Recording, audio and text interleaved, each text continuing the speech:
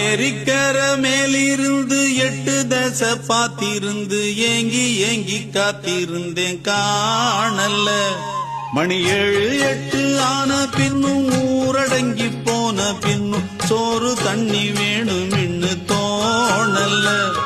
என் தெம்மாங்கு பாட்ட கேட்டு தென்காத்து ஓடி வந்து தூதாக போக வேணும் அக்கறையில்.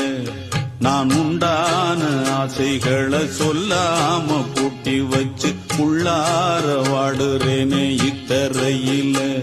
நான் ஏரிக்கர மேலிருந்து 8 தசை பாத்திருந்து ஏங்கி ஏங்கி காத்திருந்தேன் காணல்ல. மணி 7 8 ஆன